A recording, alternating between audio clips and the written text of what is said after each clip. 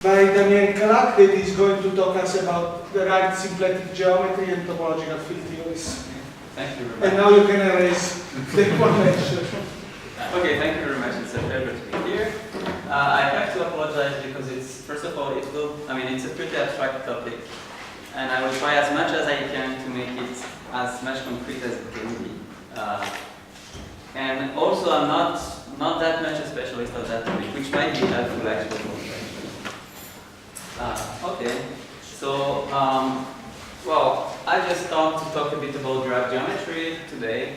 And in the second lecture, I will introduce those shifted symplectic forms. And in the end, tomorrow I will talk a bit about topological field theories.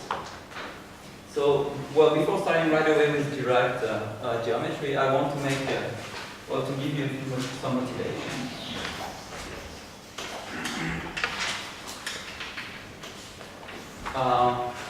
So let's assume that you need to compute some path integral for, let's give yourself some addition function, and you need to compute some path integral, and you want to do it perturbatively around a classical solution of the equation of motion. Then you will do some perturbative expansion, and there will be a problem if you're looking at some critical point which is degenerate, which happens sometimes. And as far as I understand, what people are doing is that they use a kind of trick. They actually add fields or just variables. And there are two kinds of things they add. Basically, they will add, first of all, well, just stop me if I'm saying something wrong about physics. I mean, I'm just completely ignorant about that. So you just add variable psi I, which I think you will call anti-fields, which correspond to every variable you have xi you would have on your space x. And these variables will be odd variables. And also after that, you can also add some, let's say people call it, I guess, ghosts, or I would call them Chevalier generators of the symmetries of your action function. And then you can start to do some stuff, and well, that's basically the starting point of the so-called BRST or BB formalism. And what I want to explain is that, well, this stuff people are doing, well, I mean, they already know what I'm going to say. It's just about two different things. So first of all, actually, what you want to do is to compute the critical locus of S, which is basically the intersection of just the graph of the differential together with the zero section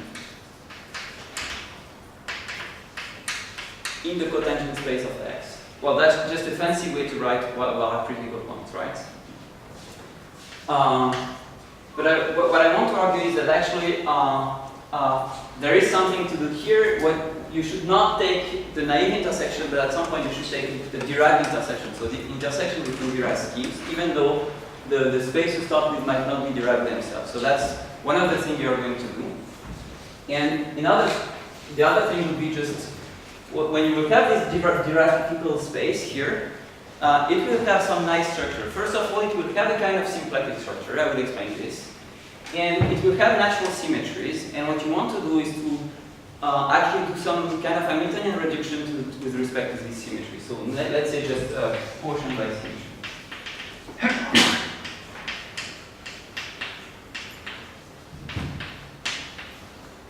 And these two different things lead to actually two different concepts. So first of all, this will lead to the notion of the derived scheme, or derived manifold if you prefer differential geometry.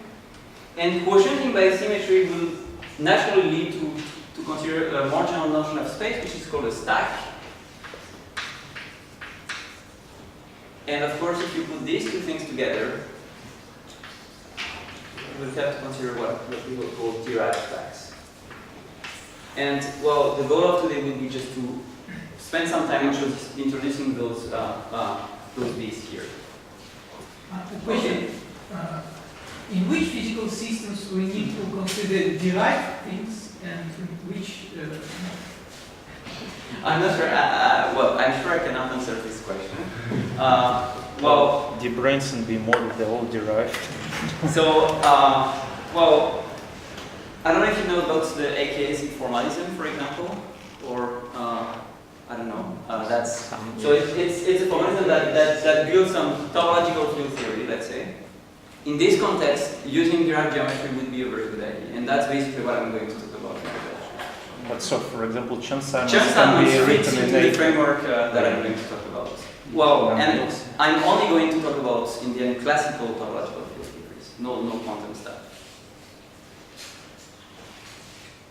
Okay. But just, I mean, can you indicate, so for Chern-Simons, so what would be for uses derived, I mean, what do you have in mind there? Flat connections or right, doing flat connections using BV. Okay. Yeah, doing flat connection basically. Using BV. Yeah, so I'm actually going to that point. So the other thing, so let me just give another motivational point. So let's say that you start with sigma is on closed oriented surface. And let's look at the space of flat G bundles on sigma, so flat connections on sigma. This is actually a symplectic manifold.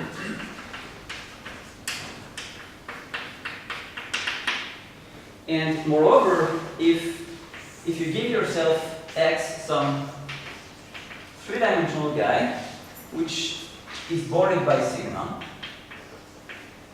well, there's a way to make precise the fact that if you take, so let me call this flat connection on X, actually I want rather to say that those flat connection on sigma which extends on the whole X, so this will be a subspace of flat connections on sigma, and that's Lagrangian.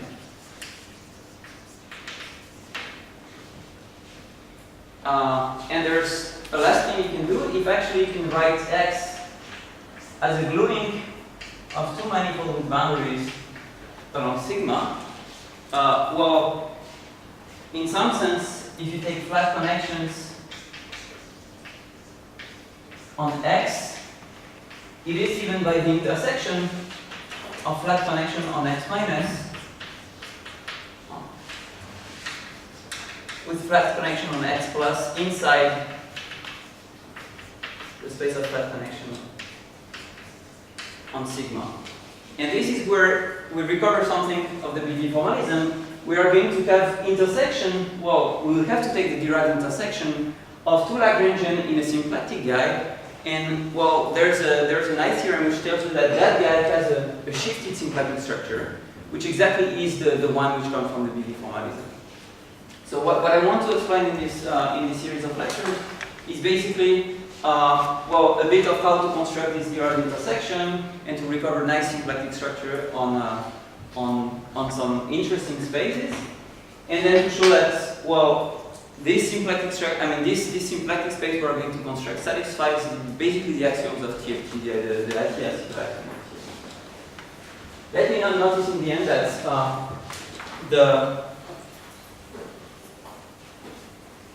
I mean, all of this will be a lot about mapping spaces. So if you take flat bundles on X, actually you can write it as a mapping space, and that's what people usually do. You can write it as a mapping space from, let me just write something like XB to BG. So it's a space of maps between objects which are actually stacks. So this one is the stack encoding the homotopy type of X. So let me explain what this will mean in concrete terms. Instead of looking at connections as some differential geometric object, let's pick a triangulation of X. And then you take just the simplicial sets which correspond to this triangulation. Here for BG, you take the nerve of G, so in simplicial degree n, you'll have G to the n. And what will be maps from here to here? Well, to the vertex of your triangulation, you will have to associate, well, in BG there is no choice, it will be a point. To every edge, you will have to associate an element of G. And to every triangle, you will have to associate, well, the fact that, well, you have a commuting relation like GH. Well, the third edge is actually GH. Let me just this. That's just a discretized version of a flat connection if you want. So basically, this mapping space really encodes the local system which are in bijection with flat bundles just by the monotropic map, right?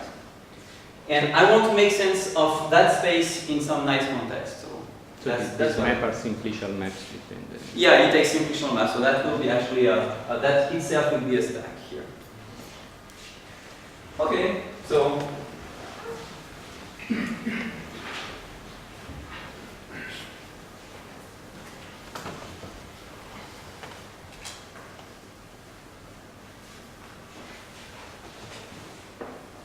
let me start with some stuff about derived geometry.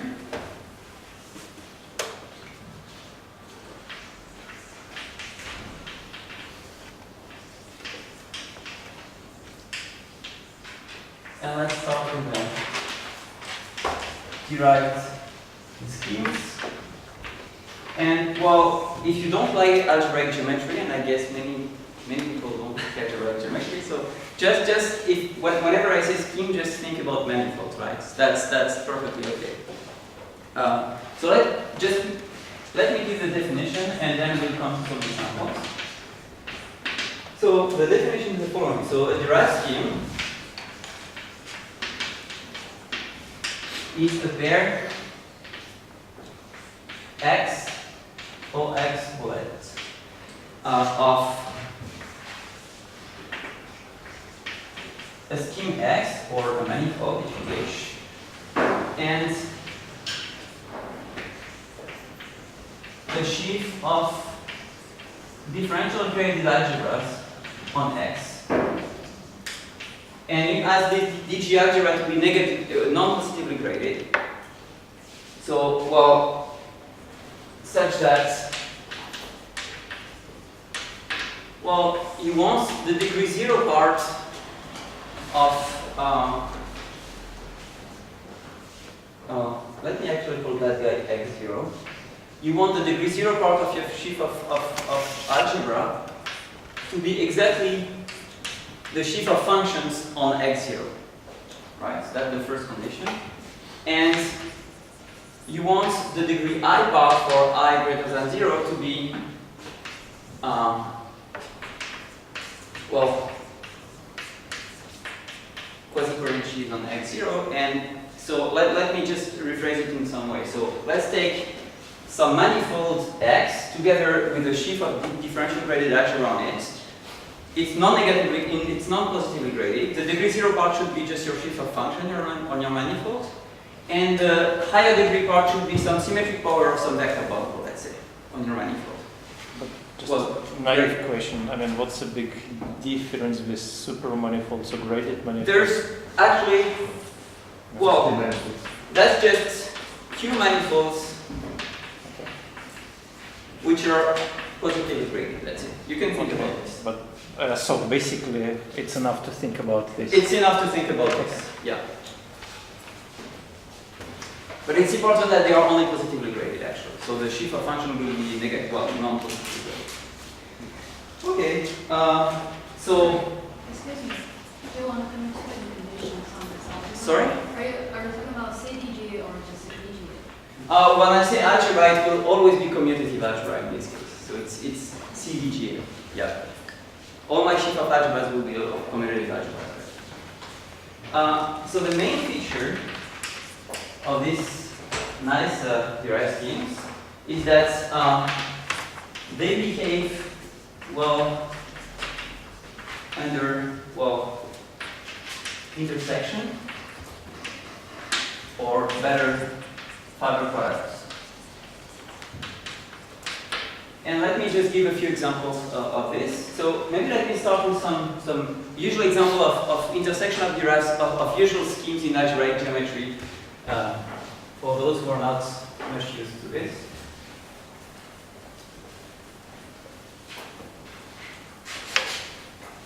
So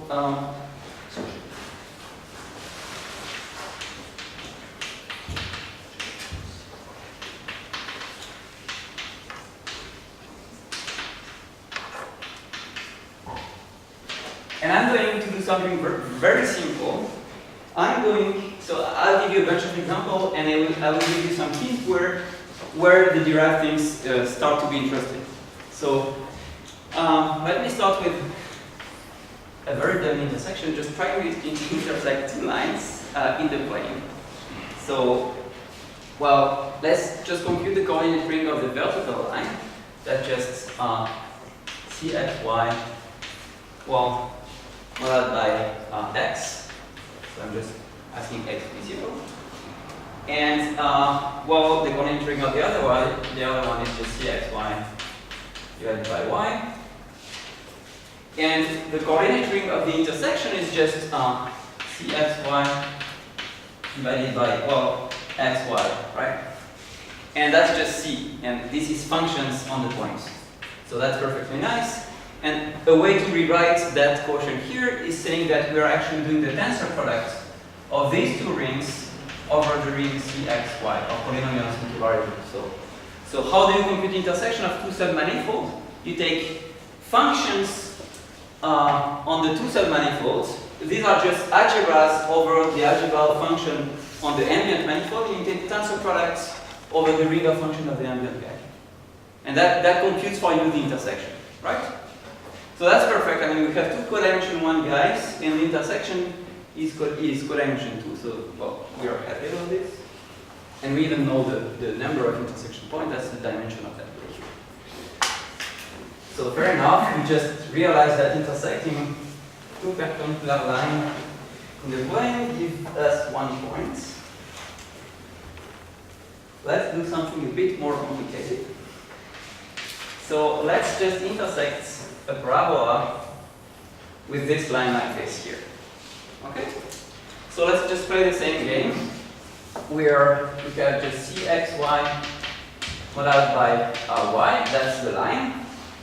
And then the parabola is just CXY multiplied by y minus x squared. And we just make the tensor product over xy. That's just polynomials into variable multiplied by y and y minus x squared. So that's just, well, we can just kill y. So we just have cx multiplied by x squared. And there's something nice here already. I mean, already if you do algebraic geometry instead of just doing the stupid set theoretic intersection, what you get is still something which is zero-dimensional, but you see that, well, as a C vector space,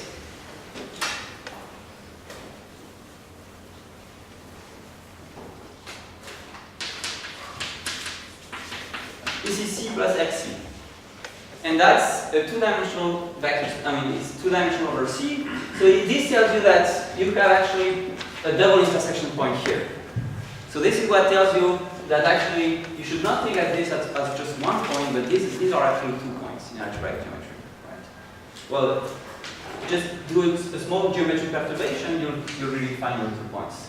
And that's indeed what you're expecting. I mean, when you intersect the curve of degree 2 with the curve of degree 1, the product should, the intersection should be 2 points. It should be the product of degrees of the curve. Okay, but well, up to now we don't need derived algebraic geometry. Algebraic geometry is sufficient. Let's do now something a bit nasty. Let's intersect twice this, self-intersect a line now. Well, and do the same calculation. You have CXY on y, tensor over CXY, CXY on y. Well, that's nothing but CXY on y. And here we have a problem because this does not have the expected codimension. We are intersecting two codimension 1 stuff, and we should expect something of codimension 2, so dimension 0, and we get something of dimension 1. So that's not satisfying. So this is where derived geometry has something to tell us about. So actually the main idea behind derived geometry is that what would you do as a differential geometry? You would apply a small geometric perturbation of one of these two lines, you twist one of them, and you get only one intersection point. Well, in this case you can do it, but in algebraic geometry sometimes it's too rigid and you cannot do geometric perturbation. So the idea is that you will replace geometric perturbation by homological perturbation. So that's what we're going to do now. So there's, I think the first one who actually noticed that is Gukov. So any morphism x to y of derived schemes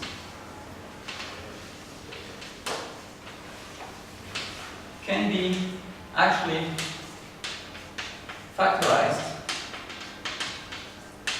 through x goes to x tilde goes to y, where the map from x tilde to y is actually a smooth map. So let me not say what it is, and if you're a differential geometer, just think about a submersion, for example. And for that guy, it will be a closed embedding, which moreover is a quasi-isomorphism. Namely, on the structure ring, it induces an isomorphism on cohomology. The map on structure ring induces an isomorphism on cohomology. And instead of just doing things with derived scheme, let me do it on the level of affine derived schemes, namely those just DG algebras. So algebraically, what you have, let's call A the ring of function on X and B the ring of function on Y. Whenever you have a map of ring of differential graded algebra, which is non-positively graded, then you can factor this through some A tilde,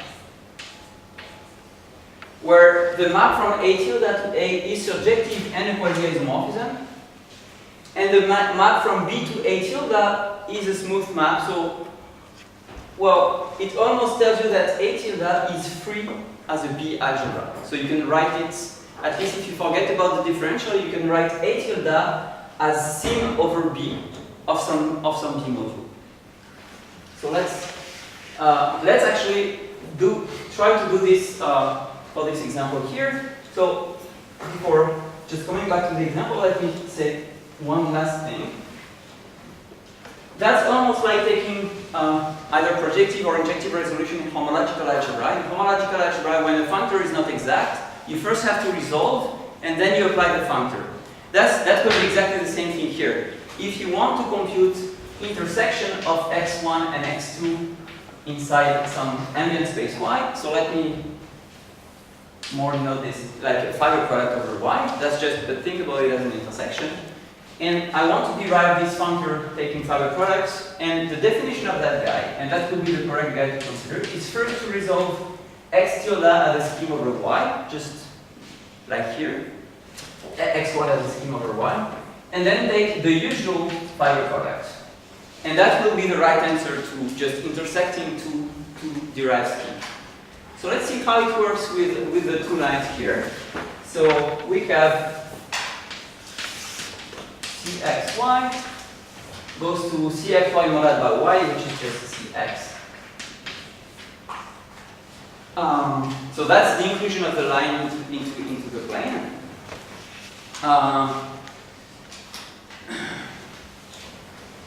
And we want to replace that guy by something which is free over that guy.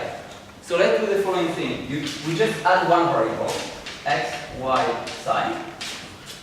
Psi will have degree -1, and the derivative of psi will be y. Of course, Cxy goes there. And if you forget about the differential, Cxy psi is a polynomial algebra over Cxi, right? So this will be a smooth map. And that's definitely surjective, and it is indeed a quasi-isomorphism right here. The cohomology of that guy is really Cx. Now, just apply the formula. So, let's see what it is. So, again, on coordinate rings, if I translate the formula which I have here, I have the coordinate ring of x1 is a1, coordinate ring of x2 is a2, coordinate ring of y is b, and I want the monitoring of the derived intersection, it will be what I would call the derived tensor products. Well, it's a left derived tensor. And this will just be take a resolution of A1, so take A1 tilde, tensor with A2 over B. So let's apply this to A1 equals A2 is Cx, and B being Cx1. Well, so our A1 tilde is that guy, so we just get Cxy psi tensor over Cxy with Cx. Well, just forgetting for a moment about the differential, we just get Cx psi, we just killed y. And then the derivative of psi is supposed to be y, which has been killed. So now derivative of psi is 0. And I find that this derived scheme actually is of virtual dimension 0. Well, I mean, to talk about dimension of derived scheme, I would have to introduce some gadget which is called the cotangent complex, which I will introduce in the next lecture. But just intuitively, I mean, if the number of variables you have is n, then it means that you have dimension n, right? Now we are doing things which are graded, so let's count the number of variables of our algebra, but with signs. Well, +1, -1, this has dimension 0, right? So that's actually a virtual dimension 0 derived scheme, well, spec of this. So that's good. We got the right dimension, and actually you can even get the appropriate number of points. If you take algebraic de Rham cohomology of that, and you find H0, you compute the dimension of H0, and it will give you exactly the number of points. So if you have a dimension 0 scheme or a manifold, the dimension of H0 is just number of connected components, so number of points. And if you compute it here, I mean, the de Rham cohomology of any polynomial algebra, disregardless to degree of variable, it's always just one-dimensional concentrated in degree 0. So there's only one point here. So we are happy. I mean, we just recovered that the self-intersection of, well, we discovered that the self-intersection of a line is actually a dimension 0 scheme with only one point. Okay? But that's matched with the fact that self-intersection are very, very pathological. You should actually move a bit to get the more generic one. Okay, let me do a sanity check before. Let's go back to the first example. I mean, we changed the definition of intersection. I mean, we solved one problem, but we might have created problems. I mean, we have to check that for the intersection that already works, it still gives the same answer, right?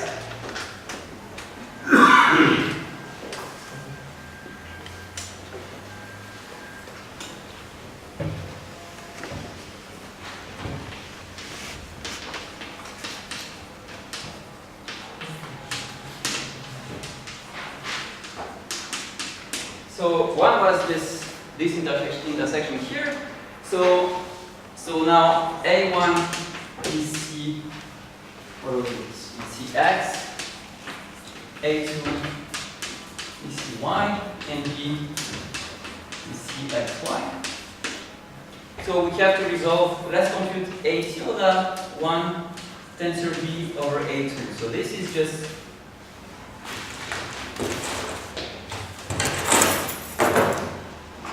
Cx y psi again, tensor Cxy with Cy. So tensoring over Cxi with Cy just kills x. So just as graded rings, what we get is Cy psi. And remember that here the differential was d psi is equals to y. So we have just d psi equals to y here. But if you take polynomial in one even and one odd variable such that the derivative of the odd variable is the even one, that's just quasi-isomorphic to C. So, well, what we find is a kind of different answer, but which is equivalent to the one we had before, namely just 1 point. Okay? Right. So, maybe let me add just something about the derived critical locus. which will be the last example. Oh, actually no, let me give 2 more examples. Daniel? Yes? So is it a general fact that this is invariant under deformations? What is invariant under deformation? Right, so in this case you have 2 parallel lines and then you form them and you get the same answer. Right? Yeah. Is it generally so? So this intersection that remains the same as Yeah. before. Yeah, so what might be disturbing is that, well, I mean, if you take 2 parallel lines, well, you have to be in a projective space, right? Because otherwise you might lose points. So the point is that if you have this self-intersection and you move a bit to parallel line, you get no more intersection points. It's just that you actually have to work in P2, and there is 1 intersection point at infinity. So the Bezout theorem, which tells you that the intersection number should be product of degrees, is true. It's actually true in P2, but for if you take derived intersection. And this calculation was in P2 or in the... No, I did it in this case. I just did it in A2, but and it actually works in A2 in this case. But if you do some actual geometric perturbation making 2 parallel lines, I mean you actually get no intersection points. You have to work in P2 for this to be always true. Yeah, let me give another example. Let's take some smooth affine algebraic variety, and let's take its embedding as the diagonal into x plus x, and let's just do the self-intersection of that guy here. So we have seen in Nick's lecture that the structure ring of that is the option homology ring, but actually it's quite isomorphic just to the ring of differential forms. So what we have is just, well, the set theoretic intersection, just the scheme theoretic intersection gives us x here, and then the structure ring is just omega x without any differential. And you see that that's also a dimension 0 guy, because the number of, well, locally the number of variables you have n variables for x, and then you have the odd variables for the fiber. And there are as many odd variables as even variables, so you get this guy is still of dimension 0. And that's good because it's just a half codimension thing that we intersect. So. Okay, last guy. Let's come back to the critical locus. So we are looking at the intersection of the graph of the differential of a function inside the cotangent bundle with the 0 section. So S is a map from X.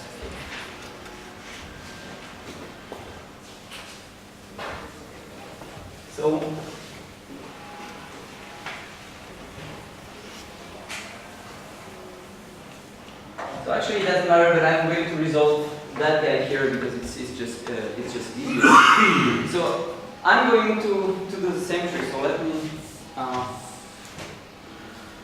So I'm going to replace x by x tilde, which will be just tilde. It will be t star x together with the following structure shift. So ox tilde will be just exterior powers of, well, I should take pullback of the tangent shift on x, right? So I'm just taking reverse degree to have something in negative degree. And so, just concretely what we will have is we will have variable x1 and x(n) on x, and then there will be the variable in the fiber, so p1, pn. And I will also have variable psi1, psi(n), which are odd variables, right? I'm just writing the Gaussian resolution for those who know this. And then I'm just saying that d psi I is going to be pi actually, right? And if I intersect this with the graph of the differential, so the graph of the differential just you take the ring of function on t star x and you multiply by the relation which says that pi should be ds over dxi, right? So the equation for the graph of ds is just pi is ds over dxi. So when you tensor those two guys over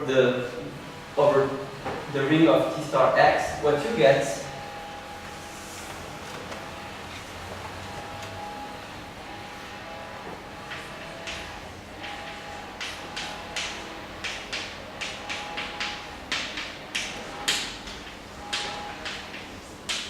so this will be the following thing. So first of all,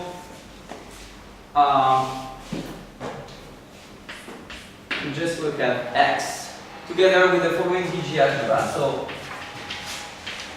exterior power of dx. It means that we just kill the variable p. What remains is only x and psi. And now I have to give you the differential, and the differential is just d psi I is just ds over dxi. And if you want a coordinate independent description of the differential, it's just d is, we have vector fields, so we can contract them with form, so it's just contraction with the differential of s. Right? So the derived critical locus is going to be that guy. And you see that it has a very nice feature. It has variable x and psi, and there's actually a kind of nice symplectic form on this, which has a odd degree. So there's a kind of degree -1 symplectic form. I will come back to this symplectic form later. So that's the last example of the derived intersection I wanted to show you. Okay.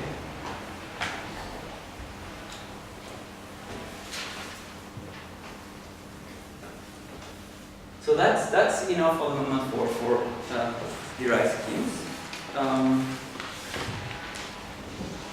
I want to say a few words also about stacks. And implicitly, when I will say stacks, I will always mean infinity stacks. So instead, I need some converted version. I will say it explicitly. Okay, so let me recall something that Nick explained in his lectures, namely the factor of points.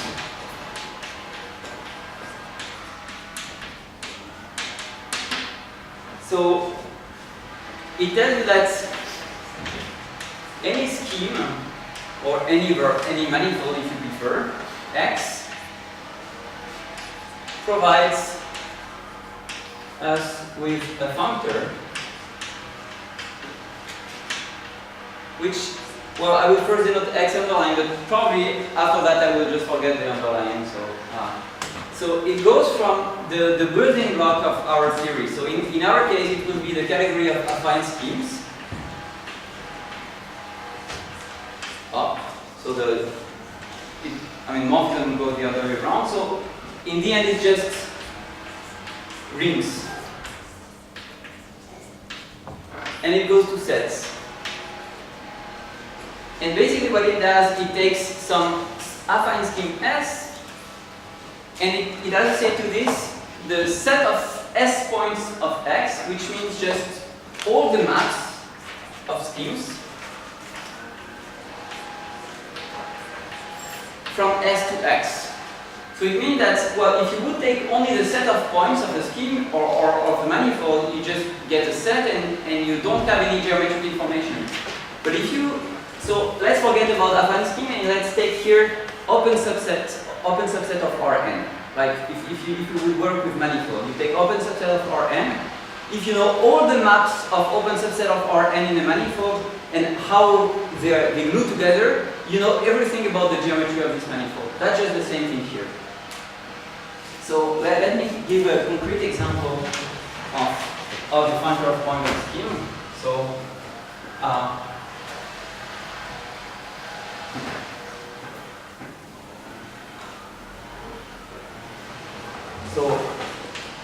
if X is affine, and that's, for example, X is the zero locus of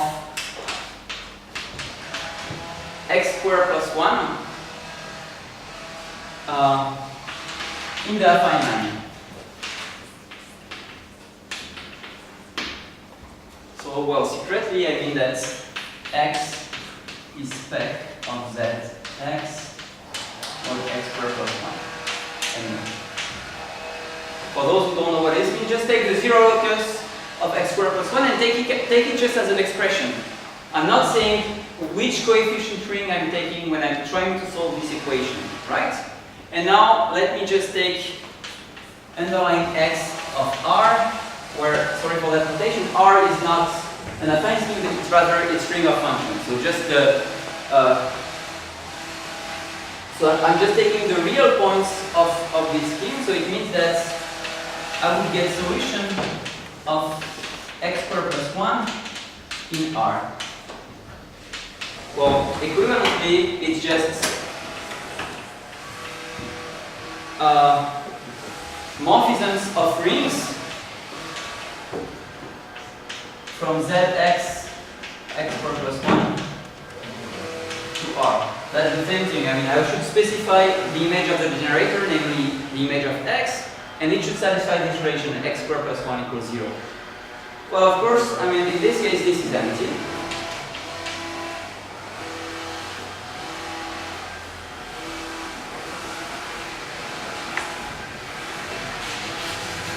Well, if you take x of c, well, you get 2 points, right? Plus or minus I. Okay? So that's the nice point of this factor of point. Actually, it gives a lot of information about the geometry of the guy. I mean, it gives all the information of the geometry of the guy you're looking at. Okay, so actually schemes, they are characterized mainly by 2 properties. Let me just say they are locally representable. So it means that locally they look like the functor of points of an affine guide. Just like with manifolds, they look like locally the local model, namely open subset of Rn. In this case, they just look like affine schemes locally. And moreover, they satisfy a local to global property.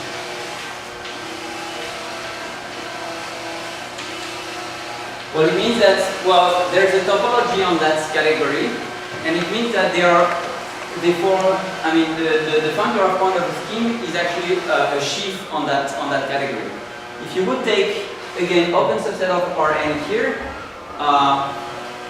being a sheaf just really means doing well. I mean, that says nothing more than that. Okay, so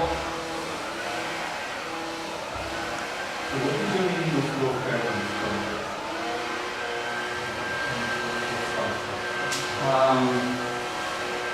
Okay.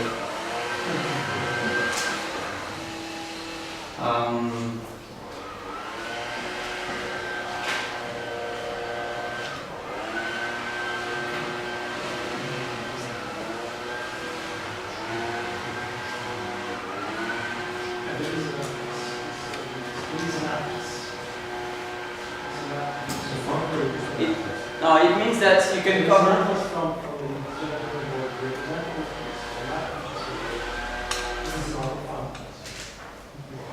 It means that you can write x as some as some colimit of an atlas. Well, basically, so you can cover x by affine, and it's obtainable. It means that you can write x as just you have this union of ui, where ui are affine, and then you have the union of the section. And you want this guy to be a localizer for this diagram here. Basically.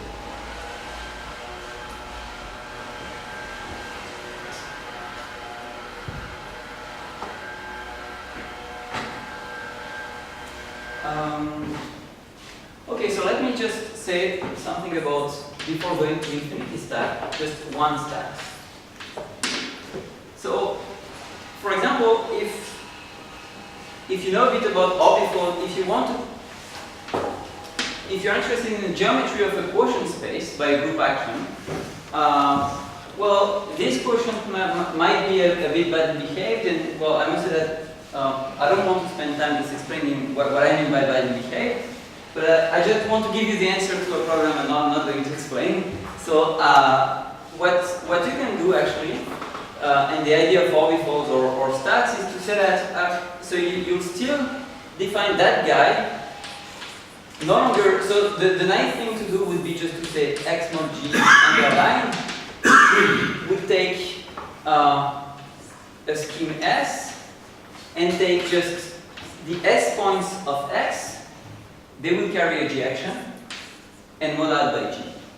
And well, but you lose a lot of information. For example, you don't remember any of the isotropic group where there are stabilizers, for example. So if you want to remember actually the information of the action, just write the action. So what you do is you're going to write the stack quotient, and the S points of the stack quotient, they will no longer be a set, but they will be a groupoid. So you just take the S point of X, and you take the action groupoid. It means that, so the points of your groupoid will be the S point of X, and the map will be just 2 points related by an arrow, so by an element of the group sending one point to the other. And that will be your groupoid. But, well, that's what algebraic geometers have been doing a lot when studying some moduli space, for example. But there is no reason to stop here. Basically, if you have symmetries of symmetries, you will end up with the same kind of problem you had before. So at some point, you have to encode things not by groupoid, but maybe by higher groupoids. And that's where there's a little shift you have to make. And well, Nick talked about this in his lectures too. So what you're going to consider is actually functors from, again, affine schemes.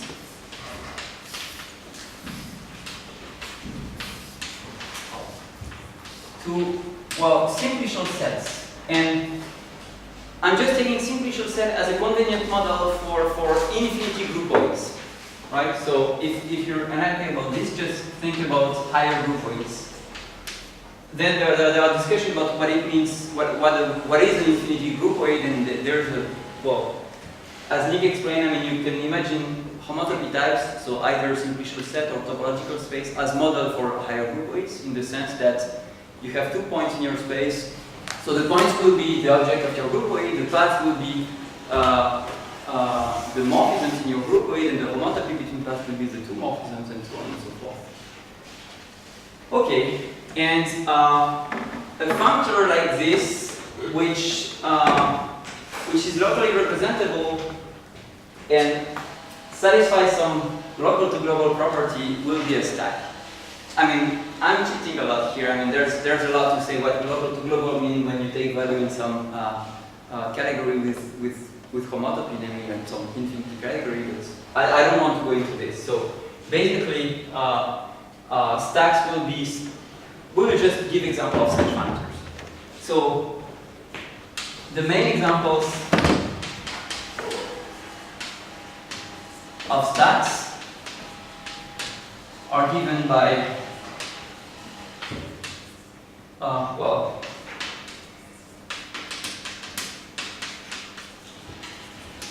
the simplicial scheme. Simplicial scheme model very well stack. I mean, if you have a simplicial scheme, take the functor of points degree, simplicial degree by simplicial degree, it will give you a simplicial set, right? So if you have a simplicial object in schemes, it will send S to, well, so you just declare x of S in simplicial degree n to be xn, the S point of xn. That's just the definition, right? So,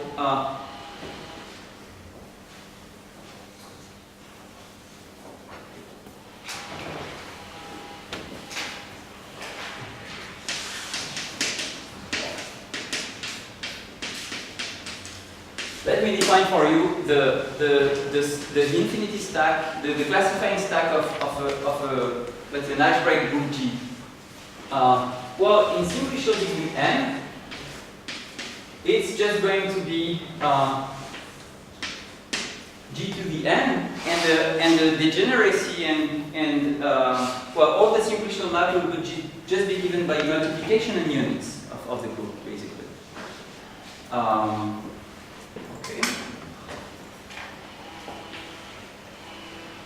And another nice example is if you take x to be, let's say, some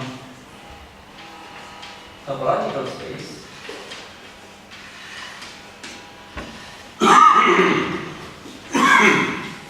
I will denote x sub b for Betty, the simplicial set of singular chains on x. That's a simplicial set, and being a simplicial set, it is a simplicial scheme, right? Any bunch of points is a scheme of dimension 0. So I take a simplicial set and I get a simplicial scheme. In particular, it's a stack. And that's basically the classifying stack of local system on X. So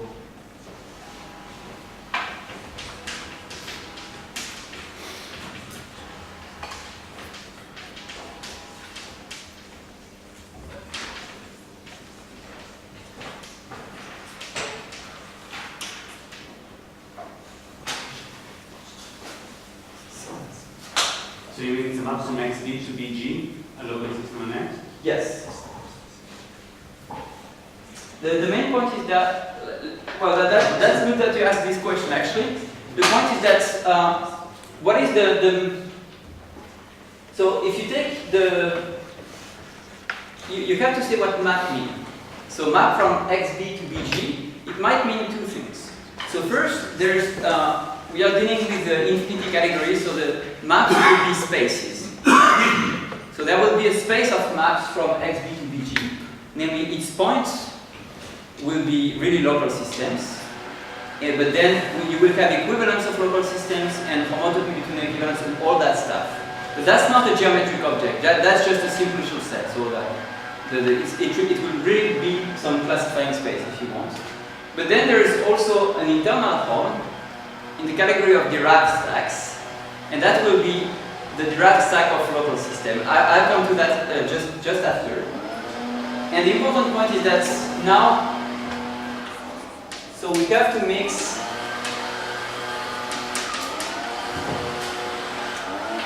derived and static parts.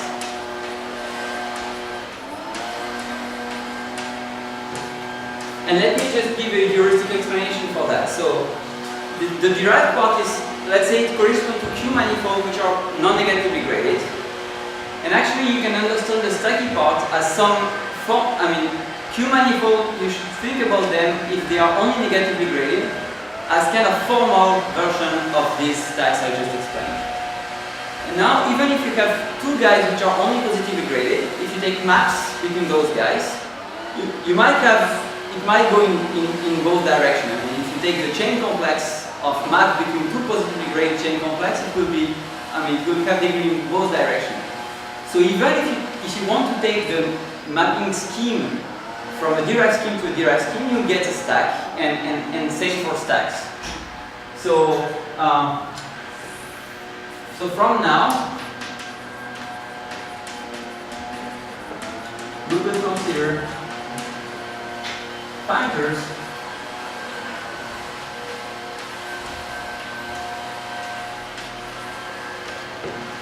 from non-positively graded BGI to simplicial sets. And here, between the rest. so now if you have X and G, What does functor mean now? sorry? What does functor mean now? Well, Composition is really... no, it's really functor. Then I would have to tell you what kind of equivalence I put on those guys. I wonder if your composition is associative on the nodes or your track of the... These are actual functors. Okay. These things are very synchronous. It's not really true that they are the same. The objects are the same. an answer. An answer. Because you can invert logarithm. And if you do it with more logarithmic schemes, in this type, you get more infinite scenario. So if you use functors, So these are actual functors, but the morphism between functors are just morphism in some. You're considering the higher, the infinity category of such functors. So yeah, that's. So now, if you have two derived schemes, you can construct the mapping. Two derived stacks. You can construct the mapping stacks from x to y, and let me underline just differentiate it from just the home in the category of stacks.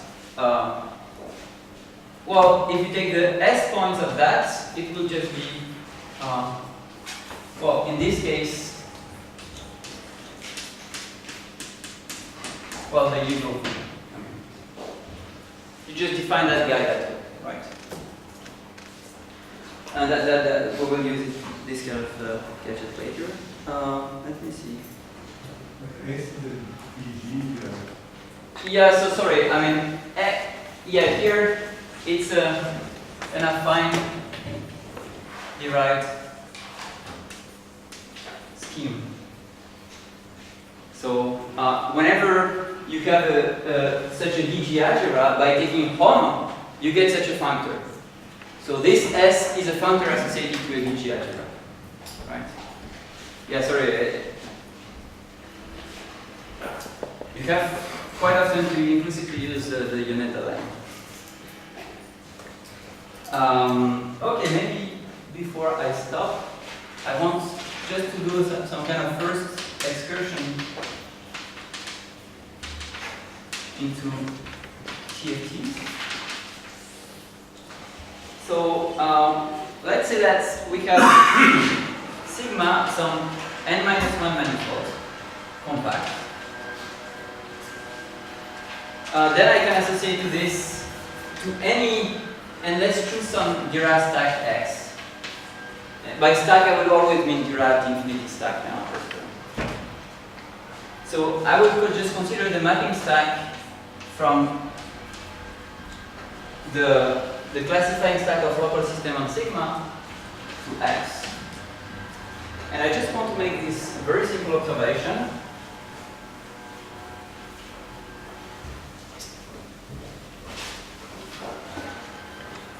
Is that now if you have, sorry?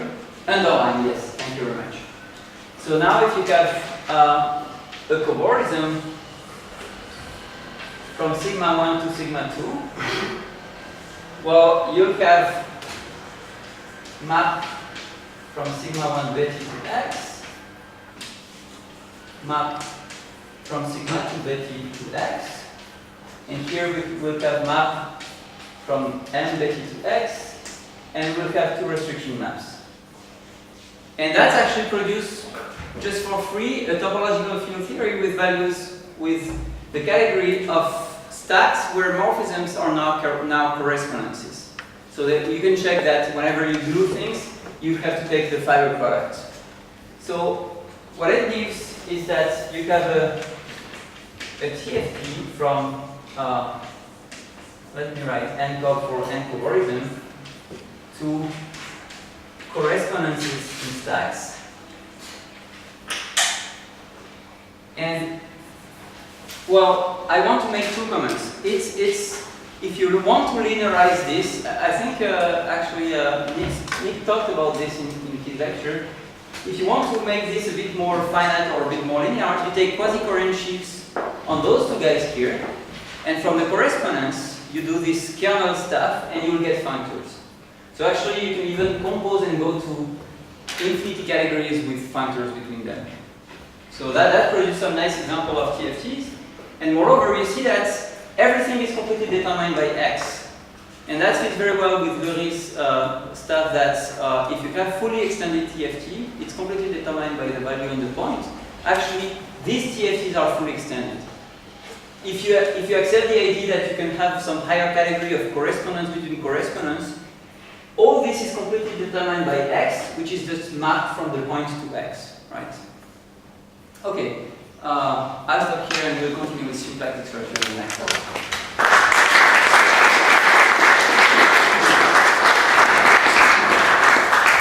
Are there questions?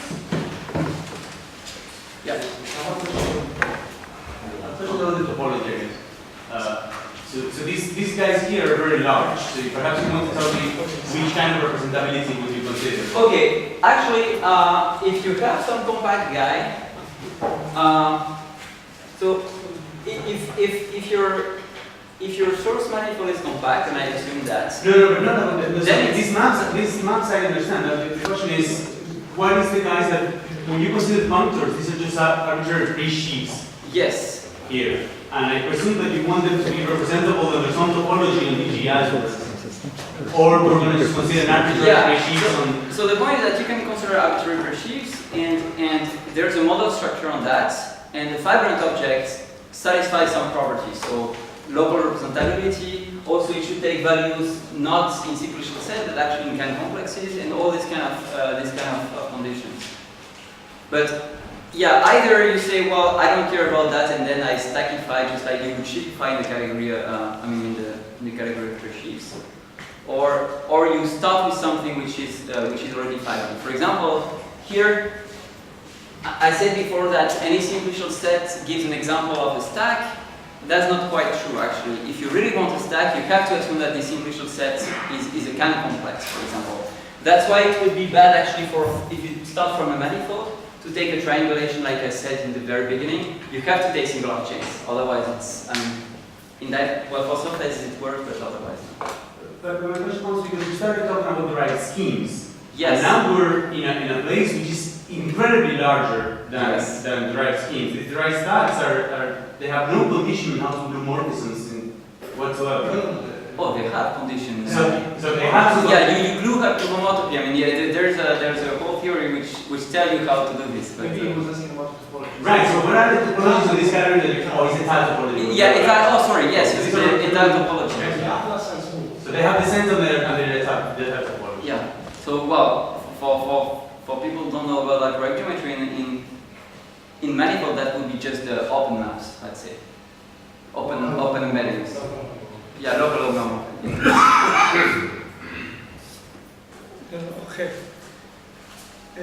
Are there other questions? If not, let's thank the speaker again.